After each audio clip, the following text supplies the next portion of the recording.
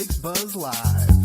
Buzz, buzz, buzz, buzz, buzz, buzz. It's Blake's Buzz Live. Buzz, buzz, buzz, buzz, buzz, buzz. It's Blake's Buzz Live. More, hate less, read comics. It's Blake's Buzz Live. Buzz, buzz, babies.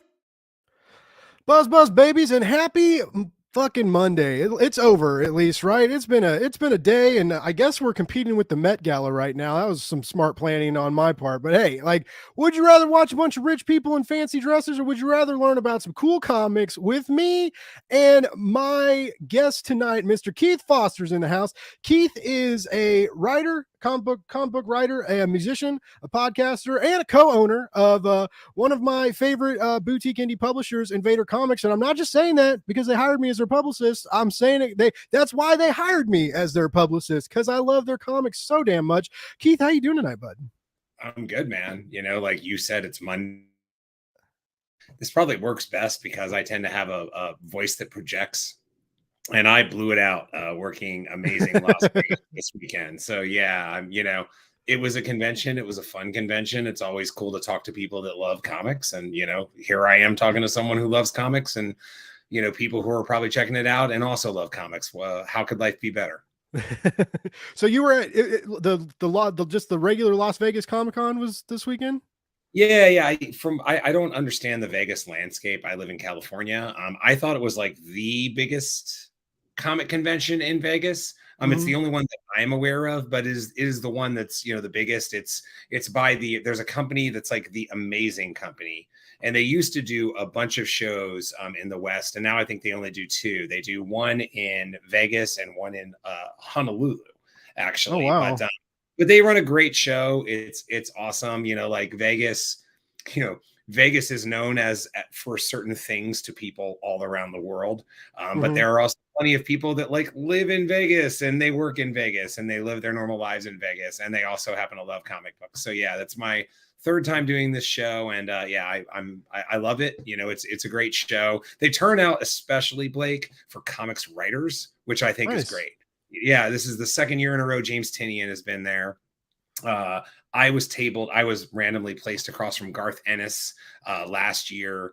I think this year, definitely, among other writers, I remember like Larry Hama was a little down, So yeah, it's not just a lot of comic creators, but they seem to really turn out for the writer side, which makes me happy. That's cool. It's so weird how cons are now. Like, I haven't gone to many. Like, I think everybody knows I just recently went to my first con like last month as press here at Kansas City Planet Comic Con. But I didn't mess with like the celebrity hall, right? Like I was there to interview comic people, and like I got to meet Kevin Eastman, and like that was like my main goal, and then to get some interviews, and also met Garth Ennis, who was awesome. But yeah, like it's so many people go and they just spend like all this money for like celebrity autographs and these pictures and stuff. And like, it does seem to be like some of these places, the comic book part of the Comic-Con has gotten lost in translation a little bit, right? It's turned into something else. And I get that, we have these new big nerdy shows that I understand what they're doing, but I still think I'm with you. Like it's cool when like they focus on like the writers and the real creators. And like, I kind of, that shocked me as like, the more I learn about conventions is how like, sometimes that's like part 2 or 3 of the hierarchy. Right. And it's like, who are these like big name people we can get in with celebrity status to, take pictures and put on our flyers and stuff. Yeah. I get this a couple times a show for sure. Someone will show up at the booth. They'll talk comics. Maybe they buy comics. Then they'll be like, wow, someone at a Comic-Con that actually sells comics. And like I've been doing this for a decade, the comic thing for a decade plus. And I've seen a couple, kind of ebbs and flows. And these days, I know like this is as few comic creators as I have ever seen in the small press or the artist alley type areas. It's far more artists, and it's okay, right? There's plenty of ways to make art, but to your point, like if it's a Comic-Con, and that's kind of why we're all here, it is a little weird to see comics kind of underrepresented in a way. Yeah, or if anything, they should like not call it a Comic-Con if it's like if it's not about the comics. If it should be like you know, I don't. Well, TV Con doesn't sound as cool, so I guess don't listen to me. Keep calling it Comic Con. That was a bad idea. But yeah, my co-host Cole is in the house. Thanks for tuning in. Yeah, our friend Chaos and Comics lives in Vegas and does love the nerdy books. I get that they bring people in. I know it's just I'm not the only one that's said this. Like I've heard creators. Cullen Bunn told me that at Planet Comic Con. I asked him like what, because people kept telling me, they were like, oh, that's your first con, that's such a great show, and like that's, and so I asked Cullen, because Cullen lives in the area, and he's been to, like, I think he's been to every Planet since it started, or if not almost all of them, and it's about to celebrate next year will be the 25th anniversary. And I asked Cullen, I was like, why, to you, like, what, everybody's told me this is like a special deal, like what makes this con so special and different, and like, and that was one of the things he said to me, is he was like, they always do the celebrity row thing, but they seem to, like, it's at least a healthy split with comic pros. And so it's like the Planet Con really does, like, hold the comic guests in high regard, tries to get good talent in and stuff. And like he said, that's beginning to not be the case. I think I remember, like, several years ago, like Scott Snyder and Greg Capullo being at, like, New York or SDCC, and like they took a picture of, like, the really shitty sandwich they got for lunch, and they were like, here's what it's like being a celeb at Comic-Con. And he's like calling out, like, I'm calling all y'all out. Yeah, no, I remember, before I wrote comics, I've collected them forever. I've collected them since the 80s.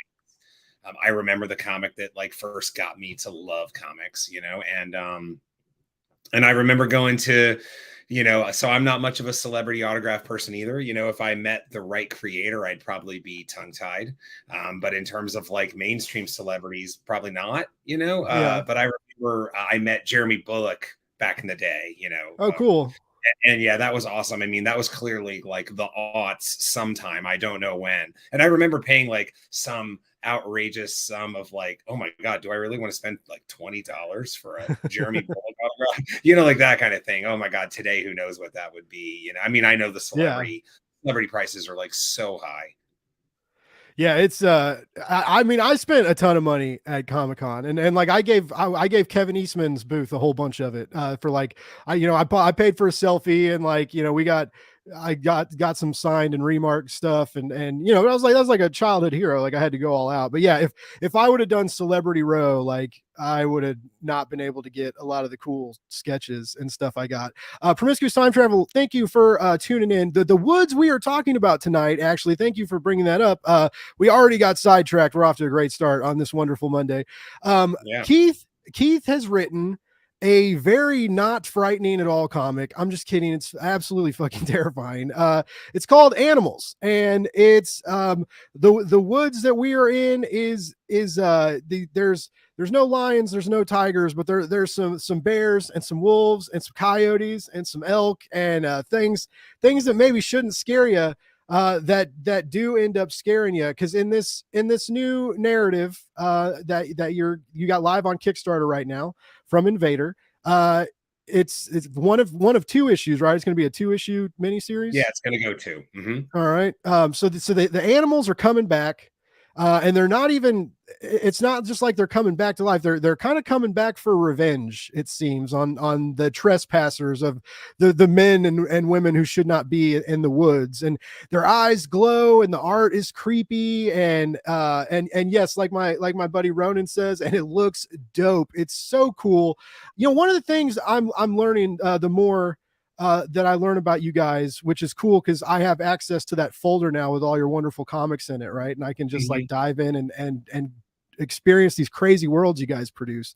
But y'all really have a good eye for art.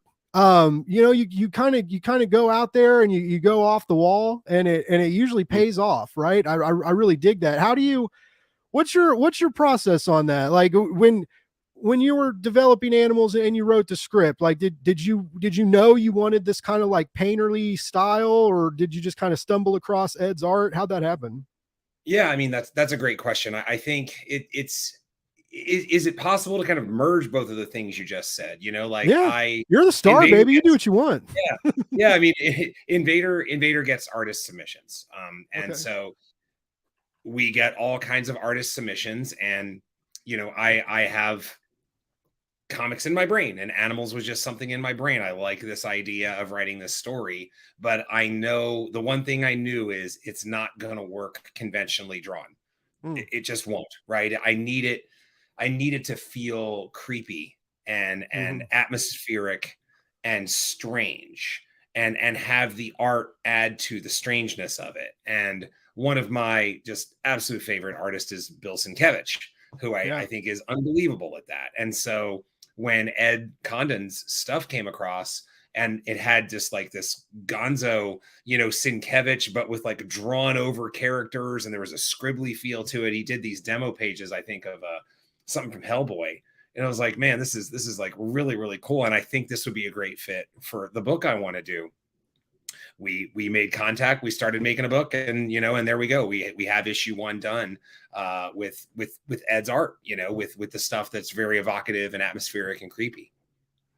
Yeah, I like how you mentioned that. The kind of it's like it's sloppy, but it's strategically sloppy, like the scribbly style that happens when we get it a little bit with the animals, but it's definitely more so with the humans. But I love that starkness, that juxtaposition of like, it really makes you feel like the humans aren't supposed to be there, right? Like they are invading this sacred space, even though like it's, as we find, I won't spoil anything, but there's a couple really big twists that we find out about, like when they start testing the genetics and stuff of these animals, and like what's wrong with them and the things that they find. And I really, really dug that. And now, do you do a lot of research for your scripts? Because like I was thinking of that too, reading Kadoja, your kaiju book, and it's like you did a lot of you almost had a borderline college lecture like in volume 1, but like you were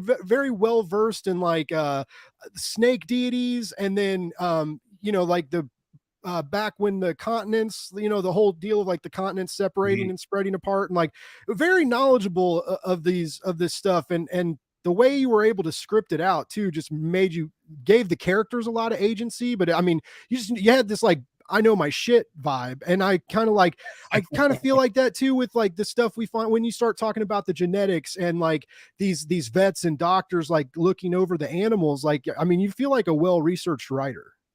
Oh, I mean, I appreciate it. That's very nice of you. Yes, research plays a heavy role but I think it's so I guess the best way to talk about it is like how I do my research, which is it starts with curiosity. Everything always starts with curiosity. So what you're referring to in Kadoja is something that had been in my head for a while. Again, it's not like it's a new thought, but it's something that I kept fixating on. It's like, it's really interesting that every culture out there has a snake deity, has a serpent. There's a serpent everywhere. You can't find a culture that doesn't have serpents. And I'm like, and then the what if questions start coming. What if there was a reason? What if they were all actually just seeing serpents? And what do we do about that? So I liked that. And odds are they probably did. There's the crazy stuff about what Nessie probably really was. It was like a long kind of serpent creature that was like, it's 20 feet long. It's not 400 feet long, but there's a lot of evidence that it's real as long as you assume that it's 20 feet long, and then there's other stuff like that. The giant squid, the infamous giant squid that, defined so much culture was a real thing, like that's a real thing. And we know that now. And at the person who had first discovered it was ridiculed because he was, they were like, you're a lunatic. You never saw that. And he was ridiculed, and, he turned out to be right. So, yeah, I mean, it starts with curiosity, and then I dig, and then I do as much research as I can while understanding that, that it's kind of like the way of research can be madness because like what you said, the college lecture, like you don't want to lecture readers. You want them to enjoy it. And the thing you're talking about, like, co-partner, one of the other two partners actually at Invader, Mike Perkins, is the editor for the books. And he, there's for people that want to go super deep cut, I released the first 5 issues of Kadoja independently. and then it was re-released with some minor changes on 215 Inc. now Invader. Mm-hmm. If you have both of those issue ones, you're going to see that the lecture is very, very different. Oh, So wow. what we ended up doing is we ended up redoing a lot of the lecture, and the notes were basically, this is a cool lecture, but what if you played with this one idea? So I know I'm kind of like veering away, right? But yeah, with animals too, it starts with a cool place. It's, you know, it starts with Olympic National Park, where this stuff takes place. In particular, I love the Hoh Forest in there, which is this crazy moss laden part of the forest that just kind of has this weird prehistoric feel. Mm-hmm. And I was like, that's an amazing place. Let me find out more about it. You find out more about it, and boom, there's your setting.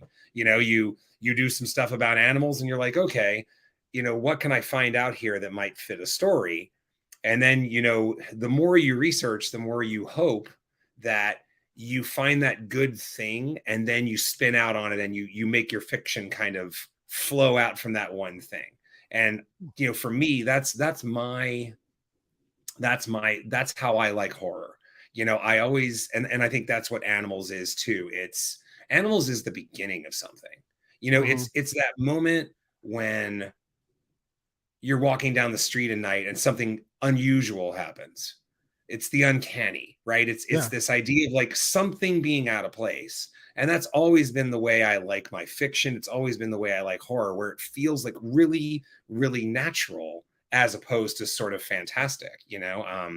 One of the things, I'm not going to say it inspired Animals, but it may have played in a little bit now that I'm thinking about it. I'm a huge fan of Neil Gaiman. And Okay. have you read American Gods, Blake? Or are you familiar with American Yeah. Gods? Yeah. I haven't read all Okay, of it, so but I've read some of it and watched the show. yeah. So I mean, I'm probably going to forget the name, but oh god, what's the name of that really crazy house in Wisconsin, where they have the merry-go-round? God, why is that escaping me right now? But Oh, House yeah. on the Rock. House on the Rock. Yeah, Yeah. the House on the Rock. So Neil Gaiman did such a good job describing the House on the Rock that I went there, and Oh, cool. what was really cool to me was I listened. So on the drive to the House of the Rock with a couple of my kids, we listened to the part where he describes the House on the Rock, and then we visited it, and then we listened to it again, and it was fascinating to see the things that were actually real from the House on the Rock and the things he spun out just a little. You know, like Hmm. there's a fortune teller who gives it a card.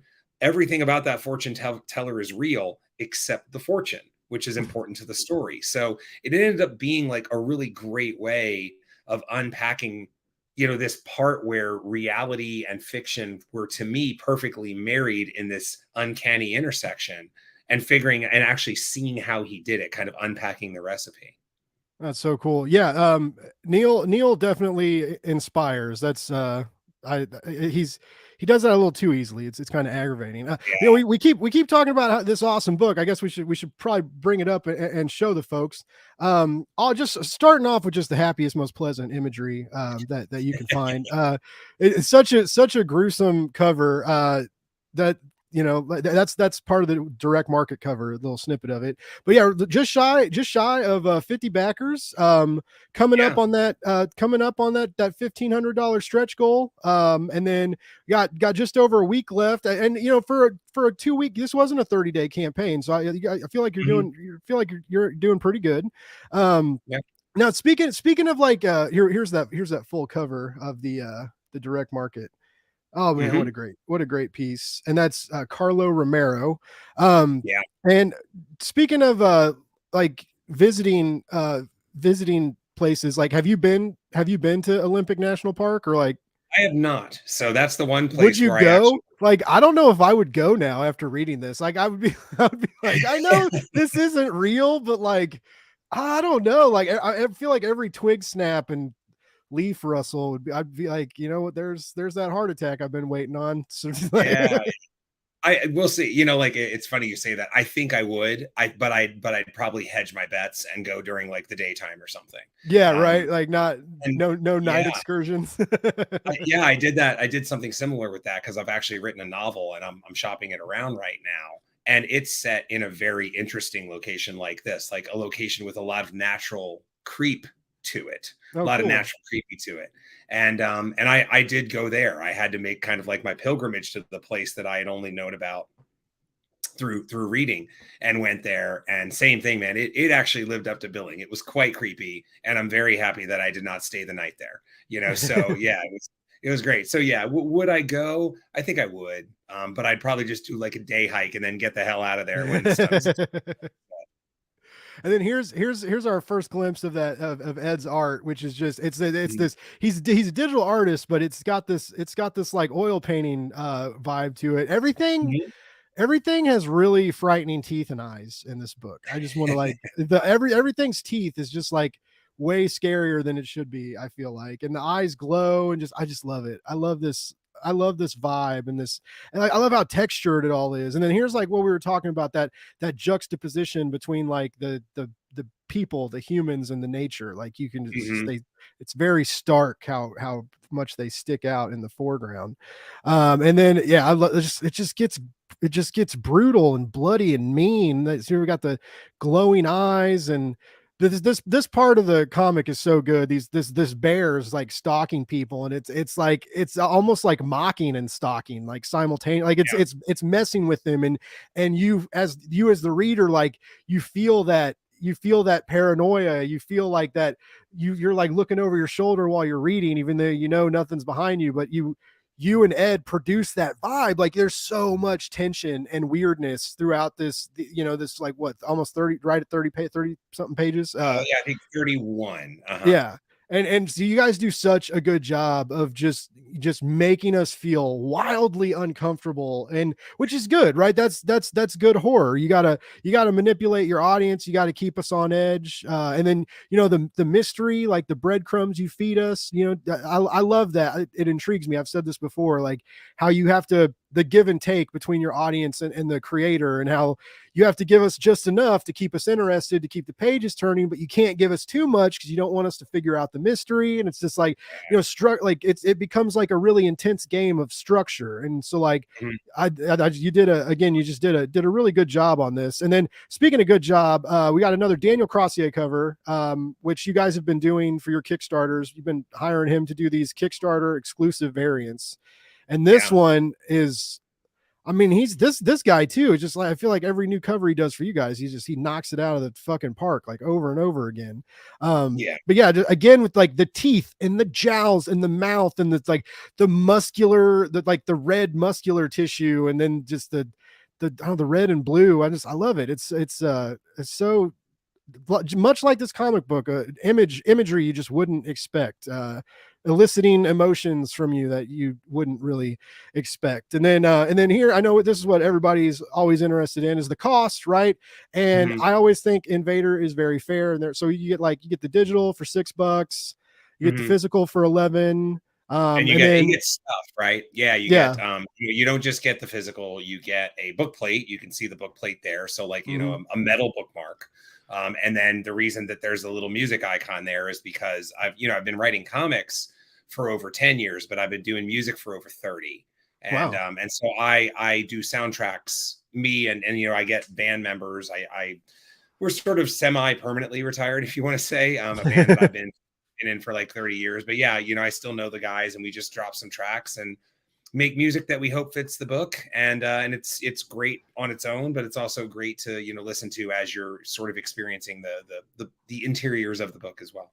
Yeah, it's also like weird and creepy, not like weird in a good way. It's very like the music you use for the little video you posted, with the process stuff. Like it was, I was digging that. But yeah, I love that you guys do the metal bookmarks. Soundtrack, actually. Sorry. Oh, nice. Oh, but I really like, I'm a fan of bookmarks, right? Like I feel like everybody does the trading cards. And you know what I use the trading cards for? I use them for bookmarks like that. But I read a lot of books like simultaneously. I buy a lot of omnibuses, right? So like I buy an omnibus, and if I'll read a couple hundred pages out of it, and then I'll usually take a break and read something else, right? So I always have like a handful of books that need to have a bookmark in them. So for Kickstarter rewards, like I'm always happy with a bookmark. And bookmarks, they just don't last even when you're nice to them, right? They're cardboard. If you use them a lot, they're gonna get dinged up a little bit. Maybe your dog chews on one because he's a little asshole sometimes like that. but you know, the metal bookmarks are so nice, and it's just it's something different, and I love that you guys just include those, like with the cost of the, like kind of the cost of the admission kind of thing, like, and Thanks, man. you've done that for a while now, like you guys have been kind of sticking with that. Yeah, they're just cool, you know. Like I don't, you know, shiny metal is cool, and we love it, and you know, it's always cool to play with. Like images look cool on the metal, and you're just Mm-hmm. never sure which one's going to look cool. You know, there is some rhyme or reason, I guess, to color choices, but in general, almost anything can look cool as a metal bookmark. And then hopefully you're picking the right images that just pop and have the metal bookmark really look as good as it can. Yeah, I'm interested to see what these look like, just because of I mean, the face and the eyes, I feel like will look great, but I'm like the darker paints and stuff. Like I've seen some like metal covers that were darker than expected, that like really popped in weird ways, and the metal's so cool. Like I used to swear I would never buy like metal covers and stuff, and now I have two of them. One was a gift, but I bought one of them I bought. And now every time I see a new one, I'm like, maybe. And I'm like, no, don't do it. Like, don't do it. Like, Yeah. I used to say the same thing about Funkos. I was like, I don't get these. I'm not into them. I'm not buying them. And then now I have a shit ton of them. I don't even have a place to put them all. So like, I said that about slabs. You know, oh yeah, you mentioned podcasting. I do a podcast about the comics process with my buddy Scott Lost. He's a comic artist, and I'm, you know, writing my own book. So we kind of do he's the DJ, I'm the rapper thing, right? Like we approach it nice. from different angles. And yeah, early on, like 2 years ago, I go on record and being like, I don't know what's up with slabbing. Like I would never buy a slab, blah, blah, blah. Yeah, I got like 6 slab books now. You know, it's like you get the one, and then before you know it, you have a few. And for whatever reason, right? It was like a couple of the slabs that I bought on like eBay about something, like it was like way cheaper to buy the slab than to buy it unslabbed. Yeah. Like why wouldn't I just buy a slab for the exact same condition? But you know, that's collector stuff.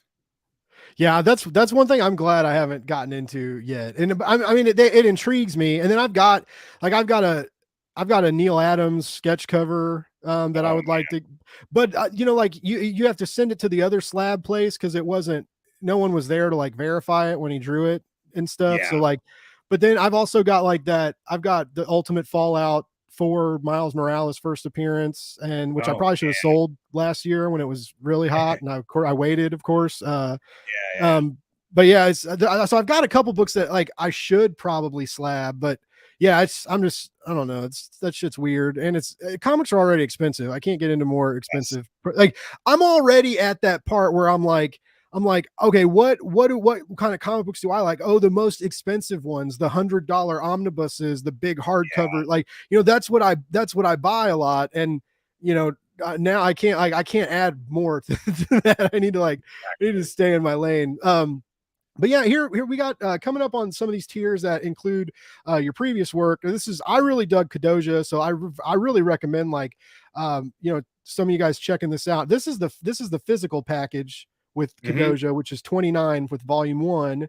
And then this is the cool one. This is kind of what we wanted to hype up, to remind people about. This is all of Keith's digital works. You get 3 volumes of Kadoja, right? And then you also get the 3 protectors, which is like almost 60, 70, almost a 70 page one shot, which is just absolutely wild. It's like, it's a little bit manga and a little bit like sci-fi. I don't know, like limited color. I love the just occasional reds thrown into that grayscale art. A very, very gorgeous book. Kadoja is another book that initially, I won't lie, volume 1 of Kadoja, I didn't know what to think about the art at first, but after about maybe 10 pages, like it didn't take long, but when it hit, I was like, okay, I'm digging this. Like the character designs, like people's hair, like I was really digging people's hair. And then you know, the big fight scenes and battle scenes, and when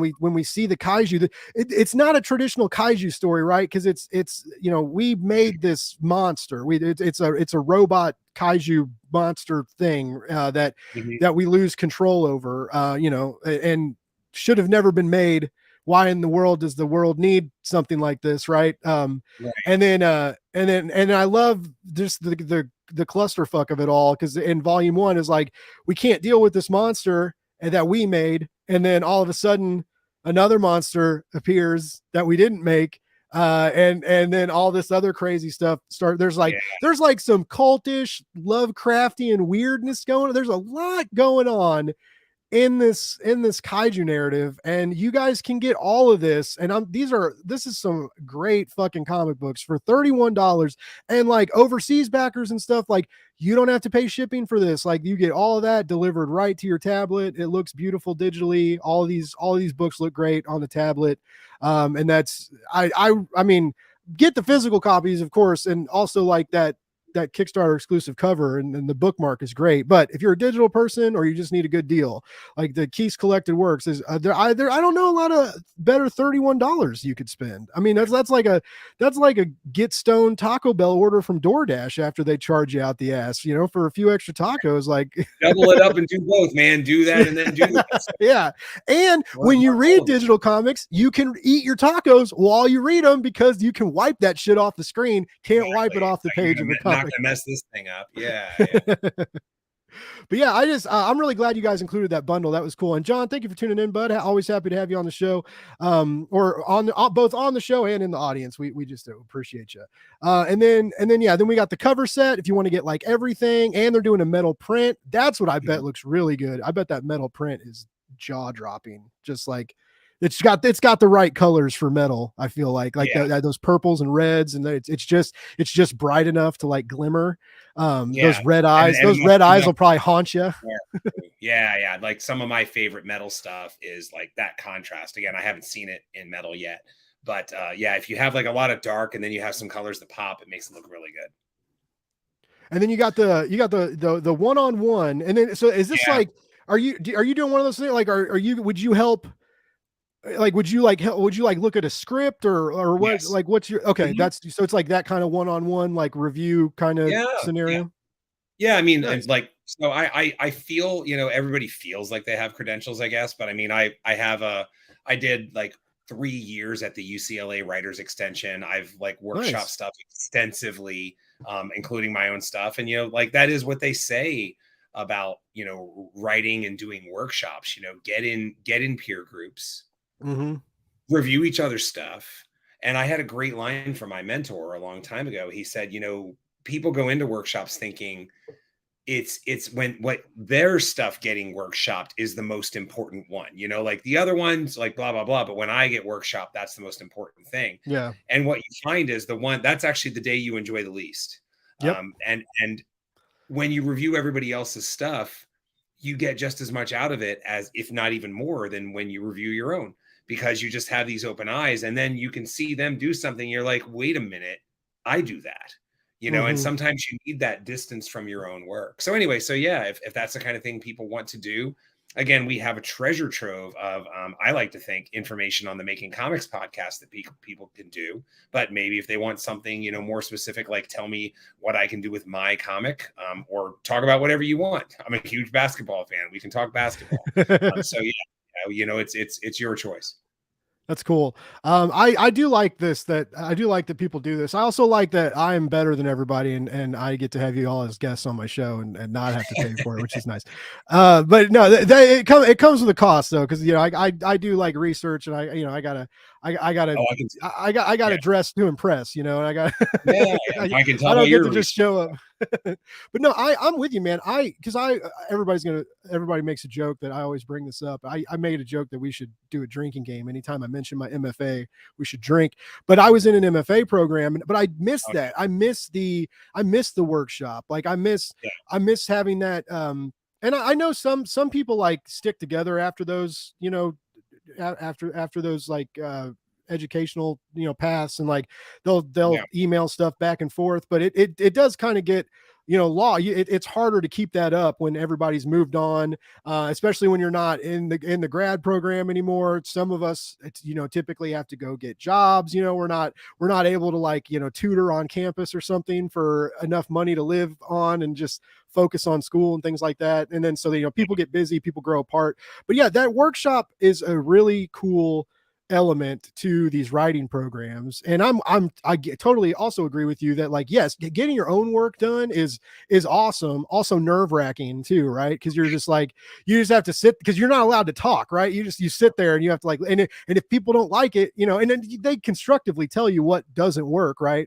They never say, I don't like this, it's just, this didn't work for me. And then, but sometimes there's a lot of those elements that didn't work for anybody, and you're like, oh fuck, like, but it's listening to other people talk literature and reading literature that's different styles than you do, or like maybe you're reading creative nonfiction and you write genre fiction, like, you're just getting out of your wheelhouse, right? It's the same way of, like, if all you read is superhero comics, and you need to kind of branch out and read different stuff, especially if you're going to try and be a creator, if you're going to try and draw or write comics. It's important to experience what the medium has to offer and not just stay in your comfort zone. And that's what these writing programs and these workshops really do. That's one of the best things about them. And everybody's got opinions about MFA programs, and I do too, because I got burned out and dropped out. But I still learned a lot, and now I write a pretty damn good review, and that's one of the reasons why is because I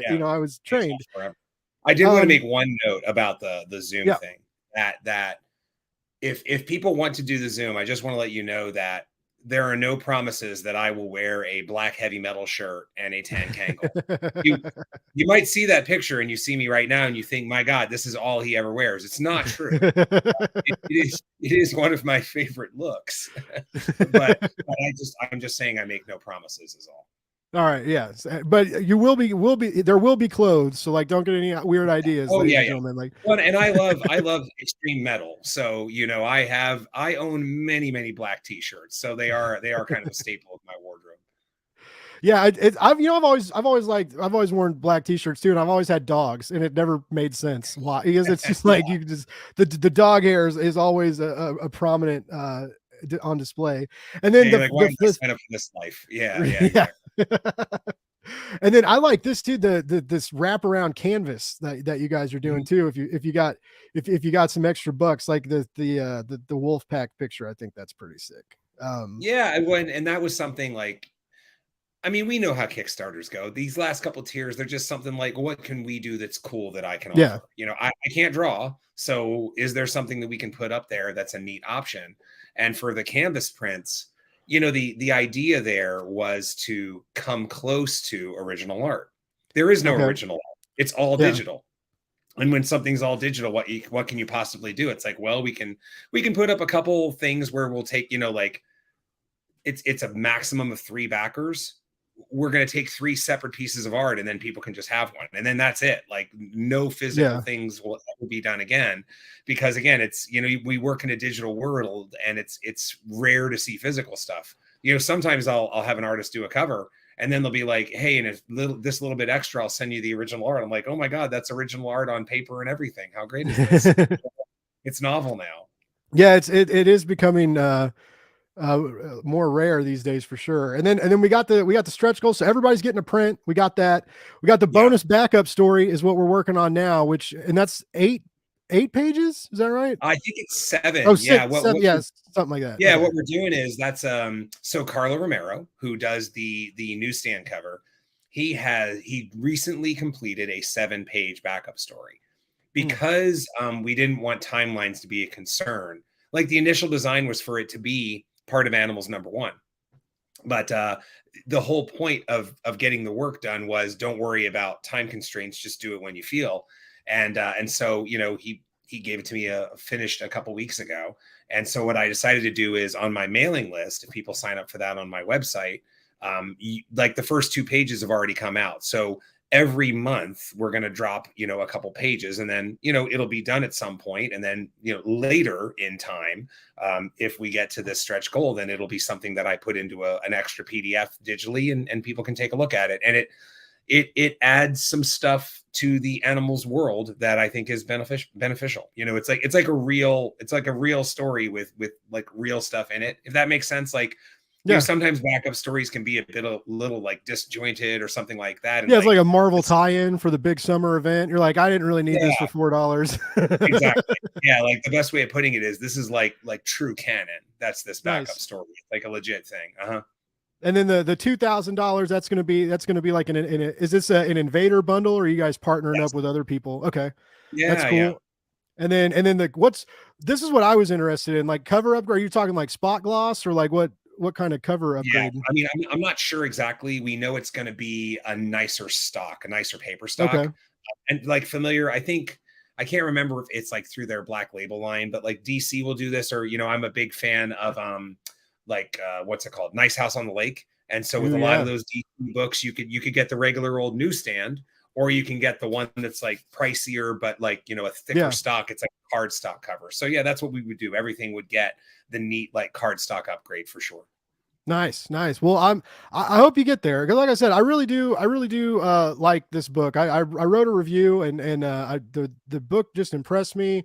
I was excited to read it once, like just seeing the cover. Like when you guys solicited the cover, I was like, okay, like this looks like, when is a deer gonna scare you, right? Like, and that cover is haunting and weird, and like it's like this you know, this mauled animal like rising, and then like I said, the glowing eyes, they just really work for me. It really really creeps me out. I was like playing with Bruce, and he like he bites. He doesn't like bite hard, but he like, you have to tell him sometimes. You're like, all right, dude, you're getting too excited, and like Mhm. you know, I was like, oh man, is he gonna get a taste for blood? Like, is this how it starts? Right, right. Damn it. um, Damn you. I Yeah, know. I was yeah. like, it's gonna happen. But yeah, and like I said, there's some really cool twists and turns that happen towards the end, where this like mystery begins to unravel itself, and as the doctors find out some reasonings of what's going on in the blood and the genetics, and I'm really excited to see where issue 2 goes, you know, because I'm like, oh, I wonder if it's going to go like right to the end of the world, and this is like this is it for humanity, you know, like you Mhm. had your chance, you fucked up, and now nature's finally come. You know, we all thought nature would come for us in regards of like, you know, hurricanes and tornadoes, and the seawall like crashing in on society, right? But like, what if it was this? What if it was the animals that like finally turned? Because we don't have a lot. I mean, we have, I guess everybody does have guns, but I mean, if the guns can't kill animals anymore, like we're not on top of the food chain if you take weaponry out of the situation. Like, you know, like if these things can like Right. come back to life, like, you know, those jaws and teeth and claws, man, that's real weaponry that like can fuck you up hardcore. I watched Cocaine Bear. I know what those things can do. Right. Yeah. 2,000 pounds or whatever bears are, you know, like, yeah, that's Yeah. no joke.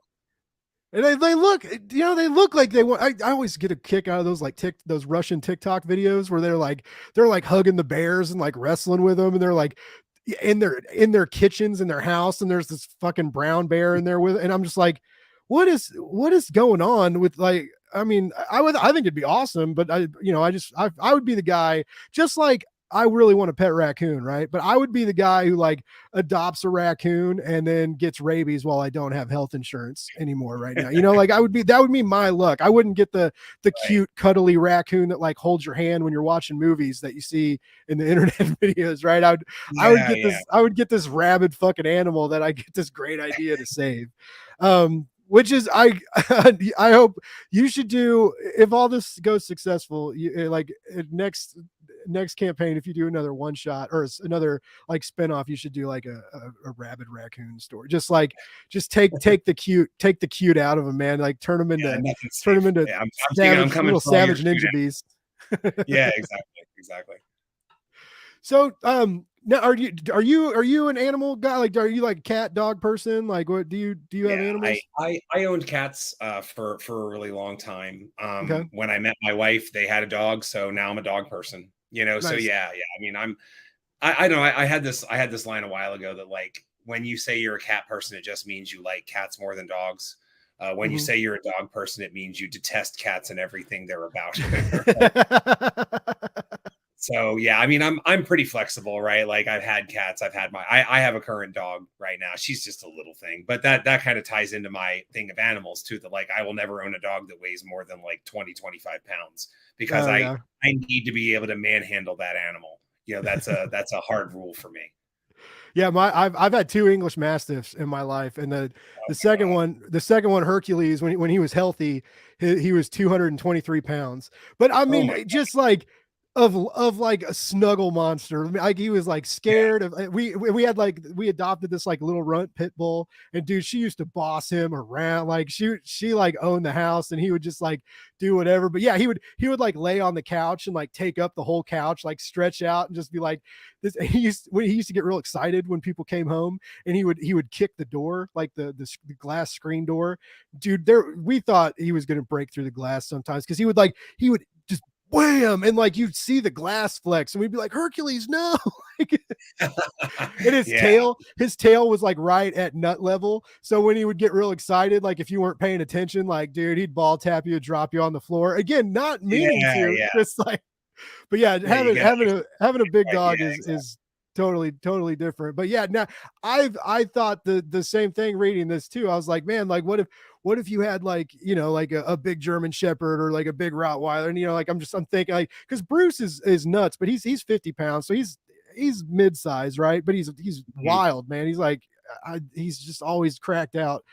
He's still a puppy too, but I was just like, man, like, that would be another element to this, like, because I spiraled basically when I read this. It like hit this weird, like Mhm. visceral fear in me of like, I love animals, and it like I'm the guy who like cries at like dodo videos and shit, right? Like I get all emotional, and I was just like, man, like, could you imagine like if just one day, like, because you wouldn't be ready for it, like if you woke up and your animals turned on you, right? Like, and you Right. you could like, Right. they could tear your throat out while you're sleeping, you wouldn't even know, you'd be like snuggled up with them. Like, I don't know, you made me think all this weird shit reading your comic. Like it put me in a Yeah. dark place, but that's why I'm like, I'm saying like it's cool like that, and it's your script too, Keith, but also like Ed's art. It's this like Mhm. dual, like it's this dual chaos coming at you from like two different ways, where it's like you both get into different parts of our brain and manipulate us and trick us and scare us. And yeah, I just like I said, very similar to what you did in Kadoja too, right? Because it's like, Yeah. I wouldn't really call Kadoja like as horror. I mean, it's got Mhm. creepy horror elements kind of, but like just the fact of like all the science you bring in, and then the little bit of the religious and cultish stuff that you bring in, and just like all the different narrative games you play in that, and then with the non-normative art, and how it's kind of like, it's kind of scribbly, it's kind of unsettling, and so Mhm. sometimes like it takes your eyes a second to focus, and then when you do focus, it like brings out this different, it changes the way you see the image and stuff, which is it was really cool. It reminded me of Skinamarink, if like Mhm. it's if Skinamarink really was as good as everybody pretended it was. Like I didn't hate it, but like I've never experienced a movie like that, where like the contrast of like really bright and really dark stuff. Like I remember that movie, my chest hurt because I was holding my breath at some points, right? So I was like out of Mhm. breath sitting in a theater. My eyes hurt from the contrast, and then like some really loud noises. So like eyes hurt, ears hurt, not breathing. Mhm. My hands, I found I was like clenching my fists at some points during it. And I was just like, Yeah. by the end of the movie, I was like, I'm fucking exhausted. I was like, I was like, Yeah. I've never like felt like that. And then like, so like it did a lot of cool things, but the story I thought lacked, but for what it was and what they paid for it, and then and the experience that most people had. But that kind of, in a sense, what I see you doing in your comic books, using this non-normative art, non-normative storytelling, and hitting us at a bunch of different angles where we're never quite sure where to plant our feet. Like you never really give us time to plant our feet, right? You're always like tugging us in another direction really quickly, but it's also like it's strategic, and it makes sense, and it's not burdensome on your story. You're a real smart writer like that. I dig it.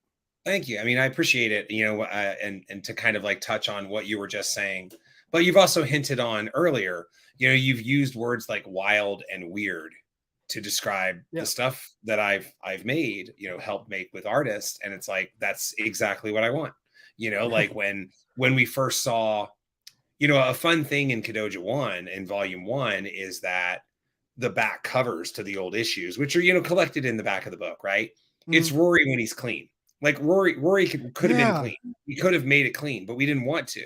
We wanted it to be raw and have that, you know, the whole point was to have it feel like the original Godzilla 1954 movie. You know, that, I mean, it was a horror movie. This thing now, these days we don't look at it and think it's a horror movie, but in 1954 people sure did. They ran out of the theater in terror with some of this stuff, you know, and that's what we were trying to evoke with, you know, just this old school sketchy, you know, raw kind of thing. And that's my ethos, that's my sensibility when I do this. You know, now Kadoja is up to, you know, 15, 16 issues and counting, and I've gone through, you know, artists, because when you write indie comics, artists, you know, like Rory works for Disney now. That's a choice of his, and as much as I'm sure he'd love to keep on knocking out comics, you know, like Disney's a pretty good opportunity, so yeah, he should stick with.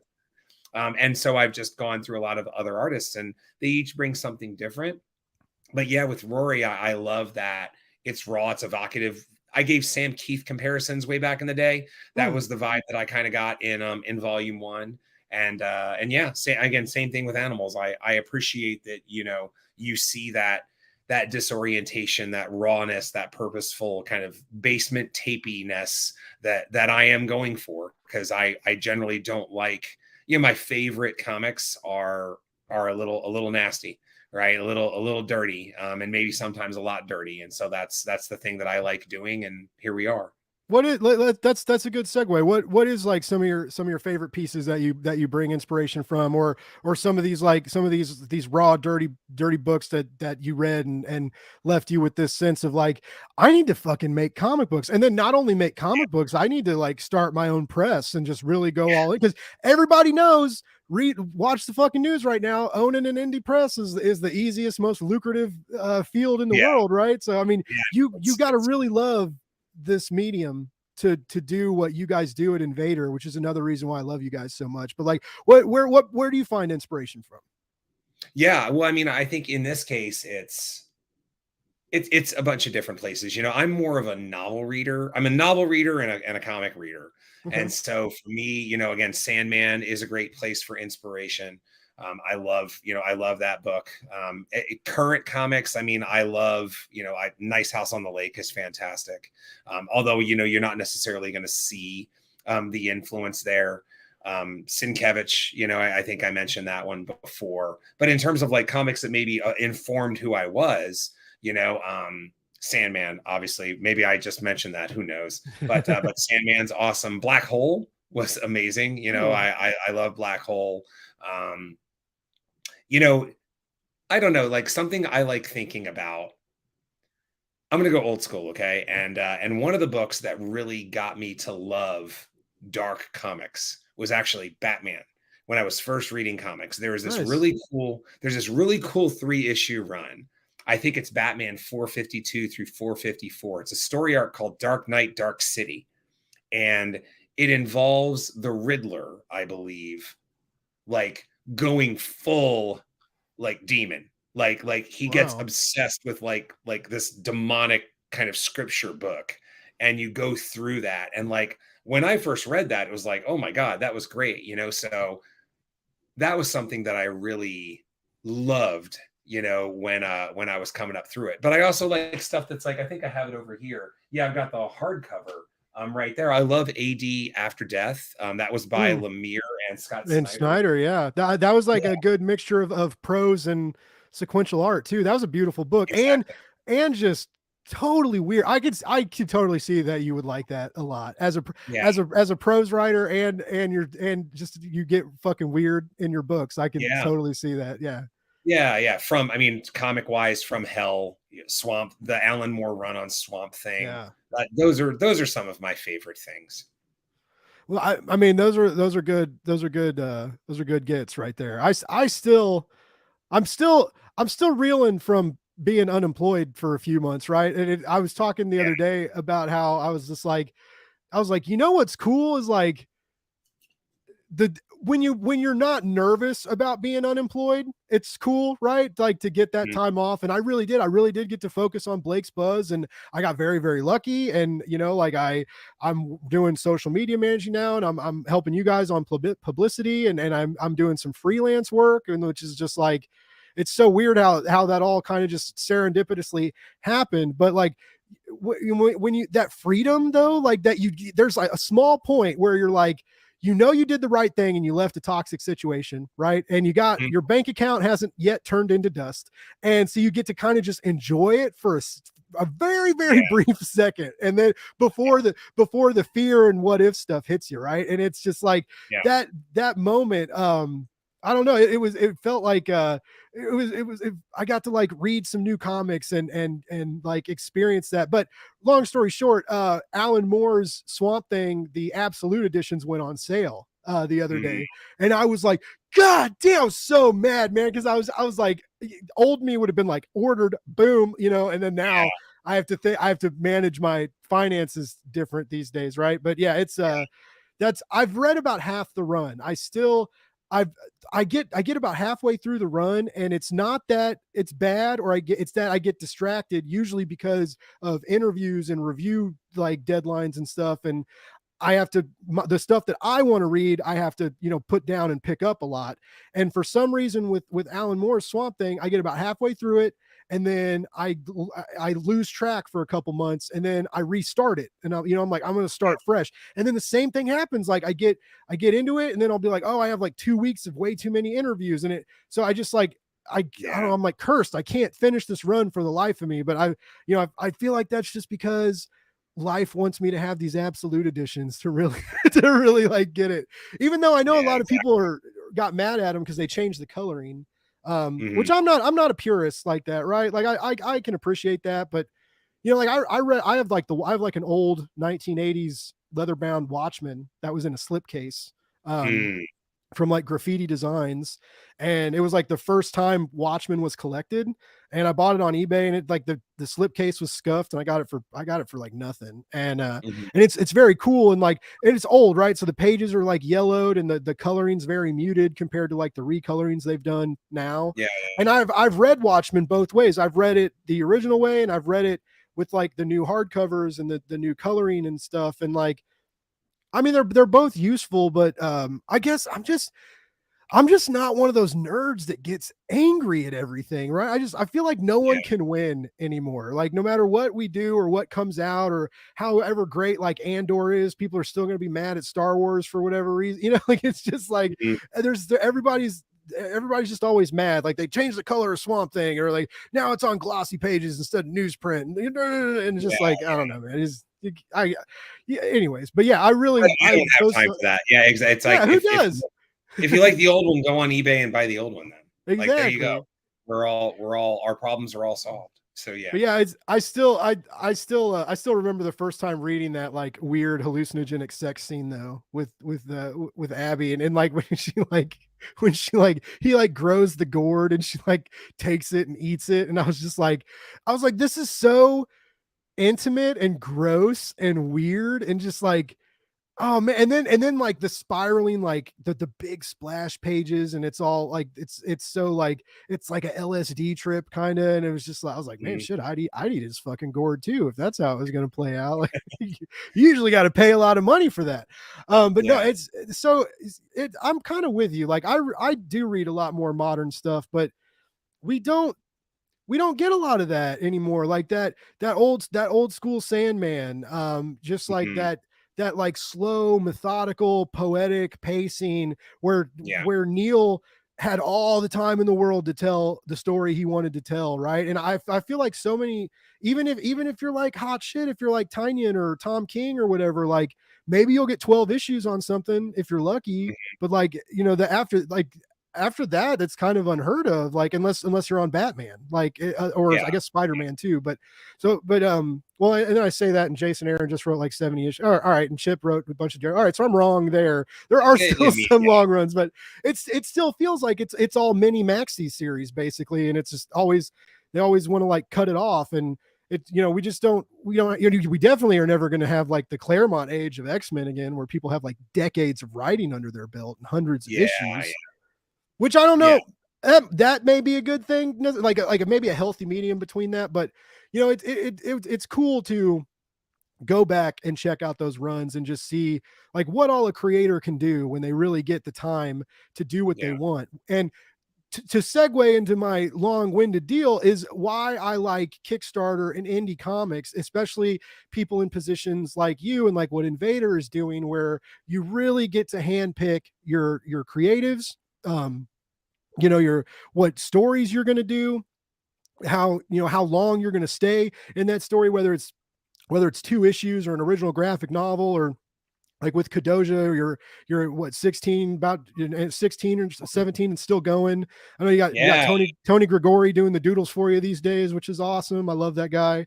But it's cool to have, like, I'm glad that you're in that position, and that like your love of those like weird old school comics, that you can kind of like bring that into the modern age and experiment. And like, Yeah. and it's got to be scary sometimes, right? Because like, you know, like we talked about, you know, there's not a lot of money going around in the industry right now. And on Kickstarter, you're fighting against Kickstarter. Used to not be a competition, but now there's so much there, right? And so it's like you're not fighting against other creatives, you're just fighting against algorithms to be seen, to hope that like people Yeah. see your project and back it and want to experience it.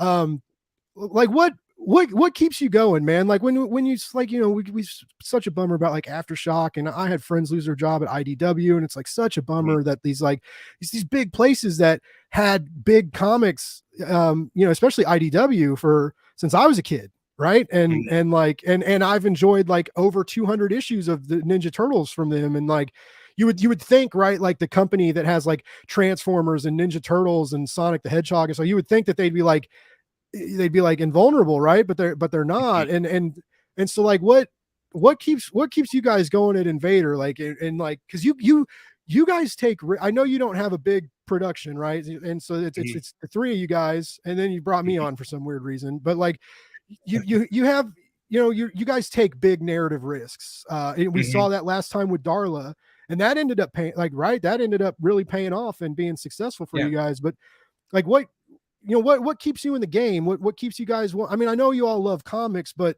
I mean, is there a sense of like, are you not in like a mean way, but maybe not as happy with modern comics, and you guys are trying to like bring that weirdness out to the fort, to like the table, or something? Like what keeps you guys going?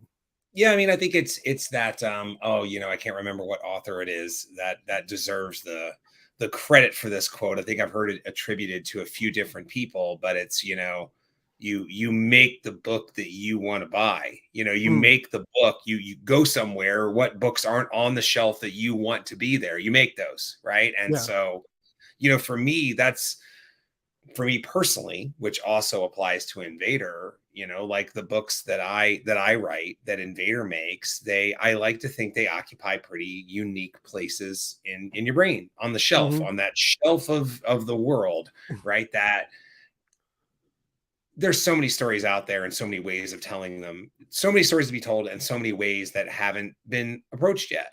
And and you know, I wonder if sometimes by people playing it safe, it's the worst thing to do. You know, like that's not what we want to do. You know, that's not, when it comes to music, when it comes to art, when it comes to books, when it comes to novels. You know, for me, everything always starts with what is not being done. And then if I, like, a great example for me is that I would never write a superhero book. But it's not because I think superheroes are stupid. I love superheroes, right? Like I collect a couple superhero books now. Secret Wars is one of my favorite series of all time. It's what got me into comics, you know. So I'm a Fantastic Four junkie, you know. Like I love Fantastic Four, but it's because I have no idea what I could add, right? Like that's the thing. Like, so there's so many superhero stories out there, and I'm sure, look, if I lock myself in a room for 4 days, I could probably think of something, but I can think of all these other things that just aren't being told at all. You know, I Yeah. mean, animals turning on humans has been done before, but I'm trying to take a new angle from it. Godzilla type stories have been done before, but I like to think that not with the degree of like darkness and strangeness that I am Yeah. approaching with Goja. You know, kung fu books have been done, but what about 3 different planets kung fu masters in a kung fu tournament on a battle planet? Have we, you know, like that kind of stuff, you know? So With I mean, mechs and aliens. Like, yeah, exactly. It mechs and aliens, and yeah, and again, like all powerful kung fu gods that seem to be able to do stuff. And you know, there's elements of other stories and all those things, but I like to think they all combine for something unique. And you know, Darla is something unique. All Hallows Eve was something unique. mhm. Beware, Recall, they're all things that are unique, you know, and that's what we like. And you know, they're all the stories have been told, so they say. Yeah. So I guess the part that's interesting is the telling, and the part that's interesting is the inspiration. You know, you hit on something I wanted to mention, you know, which is a lot of the inspiration behind animals, and you know, behind the horror novel that I'm, you know, I've finished, and even the second one I'm working on right now. I like slow pacing. And I Mm. think I get the feeling that people like slow pacing more than a lot of people with money think they do. You Yeah. know, animals is told at a pace that harkens back to my favorite pacing of horror novels, and that is Bram Stoker, and it is Mary Shelley, and it is H.P. Lovecraft, and it is Edgar Allan Poe, right? Like Nice. the OG. I mean, I like Richard Matheson a lot too, but I've always been of the mind that like if you want to write like Stephen King, let's say, you know, don't just read Stephen King, read everybody that Stephen King read, Yep. and then put your own funk into it, and then you're probably going to find something different. So that's why I always like going back as far as possible in terms of influence and see what happens. And the thing that I really latch onto from a lot of those things is just the relaxed pacing. They took their time to tell a story. Yeah. And I think there are enough examples of that success in the present day where I wonder why we're not taking more notes. You know, Nope by Jordan Peele. I think that's a great Yeah. example. Like, it's a slow movie. It's great. And you don't have to be fast and hyperkinetic to be great. You can take your time, especially, you know, if the audience trusts you, like we do with a lot of our big time storytellers. So yeah, again, I feel like there's a market there. I feel like people will like it once they check it out, and you know, maybe maybe the wave of the past becomes the wave of the future again someday, right? I hope it does, man. Cause you know, right now, like as a content creator, you know, as you can probably tell from talking to me, like I'm long winded. I talk a lot, right? I don't, my interviews, like I usually try and wrap up at an hour. But guess what? We're already over an hour and you already gave me 2 other things to talk about. So like, that's not even working right now. But like, I remember watching Nope on my birthday. We rented it. And like a couple of my friends, and I'm drunk, like I'm hammered. I drank a bottle of my buddy got me a bottle of Jameson Orange, and Jameson Orange and Sprite taste like orange soda. It's the best thing ever. But I drank this bottle of Jameson Orange, so I'm lit like a Christmas tree, and I'm all about this movie, and everybody's like, this is kind of boring, and I was like, shut your mouth. I was like, this Yeah, is good horror. It's like it's keeping you on edge. It's slow and it's weird, and like let the fuse fucking burn, man. When you light a firecracker, it doesn't just explode in your hand. It takes a second so you can toss it and watch it blow up from a safe distance. And I was just like, it aggravates me. And I see that now, right? Like, long, live streams used to be really long. That used to be the deal. Like they'd go all night, or like the 24-hour live streams, and it was a huge deal. And now everybody wants these like, a 20-minute live stream people may not have time to watch. And then like, we have like TikTok and YouTube short territory now. Everybody wants these like 1-minute videos. Even like, I love to cook, and YouTube made me a way better cook. And even now, like, you can still, even the cooking videos are a minute and a half long, and you could still learn stuff, but it's like, they're not going into like, you got to like go out of your way to like look up like knife skills, or, like to really learn stuff. It's just like, everything is so fast and instantaneous. And I'm like, where are we going? Where are we in this fucking hurry? Like, there's only one place we're all really going, and that's the fucking dirt. We're all going to die, right? And like, I'm not in a hurry to get there. Like, I would prefer to elongate that experience as much as I can. So it's so weird how just everybody's in such a fucking hurry all the time. And Yeah, that's one thing. Good literature in whatever form and good storytelling teaches me, and that's why I kind of get off on it too, is to take your time. The art of Yeah. that slow burn, that slow, methodical, anxiety inducing tension that great horror Yeah. has, right? It's like Yeah, a totally. it's like a sickness, right? Where your stomach is clenching up and you're uncomfortable for these long periods of time before something Yeah. big and monstrous happens. Like it's a beautiful thing, and I'm glad Yeah. I'm not the only one kind of missing it and wondering where it's going. So that's good. No, I'm glad totally. I I'm not mean, alone. again, I think it has the potential to come back. I think, you know, I don't know. I think one of the reasons that people think short attention span stuff is good is because people think short attention span Yeah. stuff is like, so, come join us here where you can have a longer attention span and everything. You can sit down and read something. And that's, a lot of that is me. But there's so many people in the world that odds are if you think something, a whole lot of other people thinking. And like a lot of my favorite stuff in life is slowed down. I Mm. like I like warming up with a cup of coffee. I like ramping down with a glass of whiskey, and often in my case, just sitting there and putting a record on the turntable, right? Yeah. Just being, because that's what I remember. And so, yeah, I think that kind of pacing can have a place in storytelling too, slow burn stuff that builds tension, or to use like a pop culture example, another thing I like is the thing that you didn't realize you realized it was weird at the time, you just didn't realize how, so Yeah. like to quote the immortal Pee-wee's Big Adventure, like Large Marge was dead.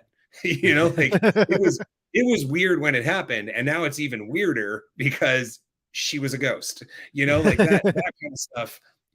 When you can pull it off, it works so great. And that's always been the kind of horror I like not the the jump scare stuff, but the stuff where like you sort of read it and then you're like, ugh, Yeah. and that's the Lovecraft thing. You just kind of read it and you're, it's a little, it's unsettling. You're telling Yeah. me there's big ass monsters that could be like 1,000 feet below me right now that have been sleeping for 1,000,000 years? Like, it's creepy. I like that kind of thing, and I do my best to deliver, parallels to it. Yeah. I think you're doing a great job, man. I really do. I really dig your stuff. And I really dig animals and believe in it, and really, really hope that other people find it within the next 8 days. And I know it's coming out on the direct market after that, but I also know your guys is like game plan, and how important like Kickstarter is kind of to the initial launch, and like part one of the comic book success, right? To like Yeah. to get it into the direct market with a little bit of spark and flame under it, right? To get, And offer a whole bunch of cool stuff. Yeah. You walk. I mean, look, it'd be great if you walk up to a newsstand and get it, but this is an opportunity where you can have some other things that go along with that a newsstand's never going to give you, and you're going to get a direct link to the people making the comics. How cool is that? It is cool. I love Kevin Cuff, who wrote Metal Shark Bro with Bob France. Like he taught me that. I never really saw it till he said it, but like in the big part of quarantine, and like that's when I started podcasting and stuff, right? And he mentioned that, and he was like, well, no one's doing cons right now. This is the next best thing. You have a direct line of contact with the creator. You're getting updates like weekly, sometimes bi-weekly, depending on what's going on in the campaign. People usually respond to comments and stuff like through Kickstarter. You guys are a little more like a little more focused on that than like traditional social media posts and things. And you guys do a lot of stuff like this. You do a lot more interviews. You put yourself out there. You're doing a lot of press because you have to do that, right? You have to kind of get the word out about your own comic, and this is one of the best ways to do it. And so it's the closest thing to a convention when conventions aren't happening, and you can that remote connection between you and the creators and other fans, and it's like this little tiny Kickstarter family that blossoms and the book gets made, and it's a beautiful deal. It's very cool, and again, that's why I love Kickstarter and love crowdfunding. And it's just getting trickier now with how the internet is and how packed Kickstarter is, and it is becoming trickier to get yourself noticed. But also, I think the good side of that is that guys like you and Invader are starting to see that, like, that means you got to step up your game, right? In the stories you're telling, in the stories you're producing, whether you're writing them or you guys are having someone else write and draw them, like, you gotta, if you're going to do a horror story, it's got to be weird. It's got to be different, and it's got to look different. And animals is crossing all those T's and dotting all those I's, baby. Like it's doing it.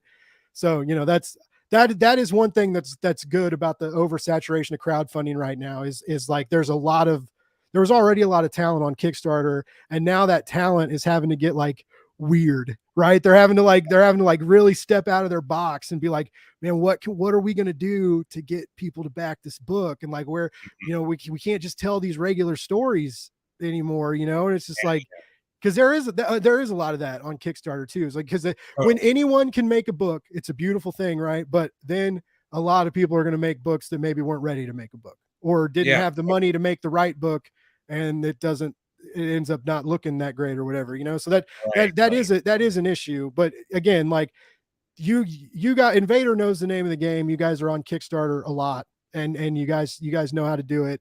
And and I'm glad to see you guys never staying in a comfort zone, right? Like, even as you're doing like more horror back to back, it seems you've been a little horror centric lately.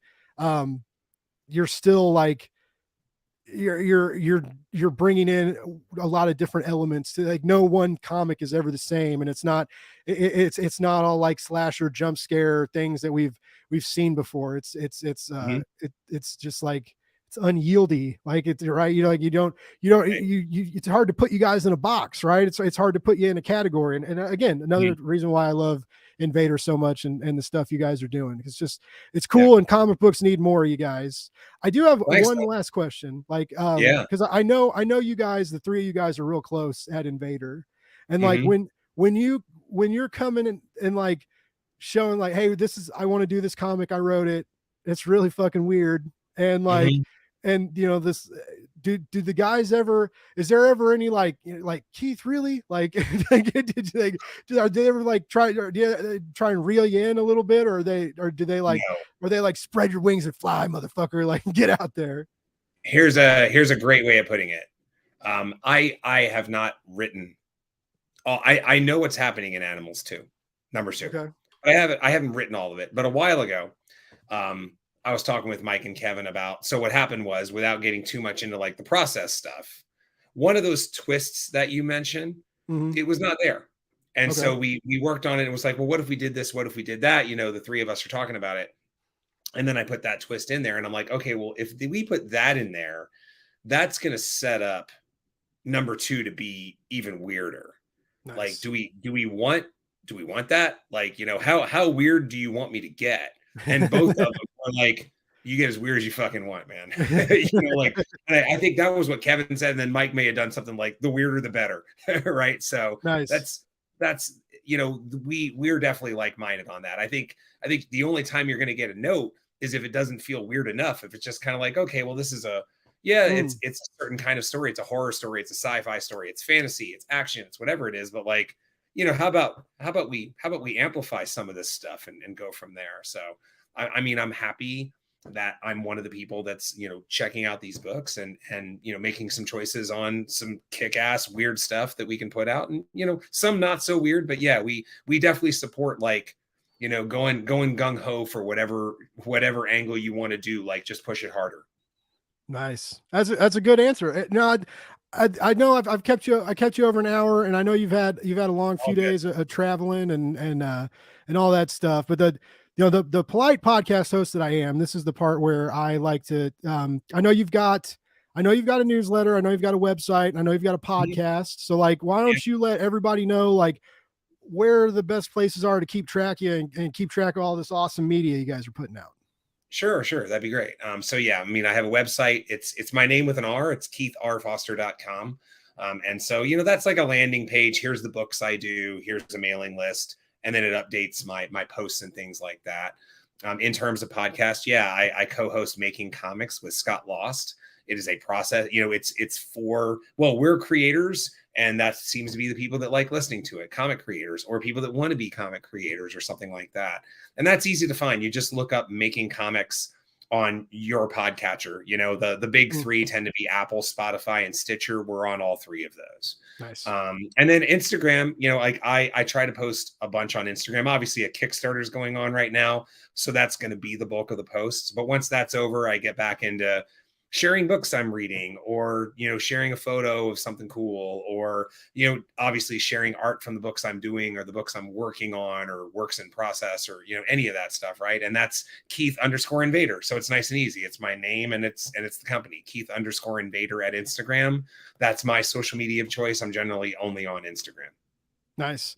Instagram seems to be the safer space right now. I know today, like Twitter had some fuck ups today, and I got like my first day as a social media manager, I get fucking locked out of every account I was working on today. And I was just like, oh my like, come on. Yeah. I was like, it's Monday. It's fucking Monday. It's my first day on the job. Like, really? I was just like, I don't know what to do. I was like, you know, but yeah, anyway, luckily it wasn't just me. Other people were like, oh no, Twitter's like glitching out and stuff. And Tony, speaking of Tony Gregori, even tweeted, and he was like, fucking Twitter today. I don't know how much longer I'm going to be here. And I was like, oh man, I want Twitter to stay, because I have like 52. Like that's where my main audience is. Like I wish I could find that traction on like Instagram and stuff. That's like a slower build for me, it seems, but I'm trying. I'm trying to get better at that, because I post a lot of pictures and stuff anyway. So you would think I would be a good fit for Instagram, but I'm never going to be one of those pretty dancing girls, unfortunately. And that's who gets all the hype over there. But no, everybody, I think you should definitely follow Keith. He's a great dude. He's a great writer. He's cool to keep track of. And you can follow Invader Comics on every platform at Invader Comics. Right. And you can keep track of all their stuff, which is some truly great comics. As we were mentioning, Animals #1 is live right now. It has 8 days left to go. We are under $500 for that next stretch goal, which is going to be a bonus story, which, as Keith mentioned, is not some cheap tie-in for a big summer comic book event. It's a real deal mythos expanding entity in the Animals world. And I've seen the first couple pages on his newsletter, and it's cool. Like, and I recommend it'd be cool to have that collected and as part of this package. So definitely recommend that. The Keith $31 package with Kadoja and 3 protectors and animals is some really, really great comics, and also a really great sampler of, like, if you guys haven't experienced Invader, of the fucking wild stuff that they're dropping right now. It gives you a great idea of just the off the rails, we're making the comics that we want to read mentality that these guys have, and the payoff for that attitude is massive. I cannot recommend these books enough. Like, I had a blast with Kadoja. I can't wait to get into volume 3 and beyond. And yeah, three protectors, like, just very cool, like this blend of like manga and Western storytelling and wonderful, you know, sci-fi wuxia, like lots of genre blending in these narratives. You can't pin Keith down into one place. He's like a fucking boxer. He's lying on his feet. He's moving around. You just can't. He can't stay in one place at the same time, and that's what I love about him. Keith, this is so cool to talk, man. It was great to catch up with you. Thank you so much for having me. Thanks for, you know, hanging out with me for an hour. Right, I appreciate it. No, man, anytime. It'll probably happen again. Probably because of we work together now. So yeah, you have my number. Yeah, you're stuck with me now, guys. It's your fault. Yeah, exactly. But yeah, 8 days left, ladies and gentlemen. You got to check out Animals #1. It is some of the coolest horror that I was going to say on shelves right now, but it's not on shelves yet. Some really great horror on Kickstarter and doing stuff that other comic books aren't doing. And so if you guys want more books like this, which we all should, we should all want risk-taking, you know, just weird, traumatic, experimental narratives with experimental art. Like, these books are hard to make. And that's why they go to Kickstarter. That's why you don't see a lot of stuff coming out like this from even some of the bigger indie publishers. Like, these are harder books to make, and they only get made if you support them and come and show your support. So please check out Animals. It's funded, so if you back it, you're going to get it. But if more people back it, you're going to get some cool extra stuff. And so I'm pretty excited for it, man. And everybody, all our listeners, like, I want to thank everybody for like tuning in. It was so great to have you. Hopefully we can squeeze some dollar bills out of you all too. Hopefully we convinced you to head to the Kickstarter page and and drop some money, because that's what this is all about. We love you. We love your money more. No, I'm just kidding. That's the new Blake's Buzz quote. No, I'm kidding. But no, for really, everybody, like, thanks for tuning in. Keith, so awesome to have you. So great to chat and to talk about your nerdy endeavors, which I sure do appreciate.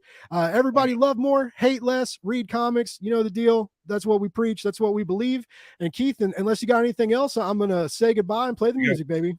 Yeah. All right. Have a good night, everybody.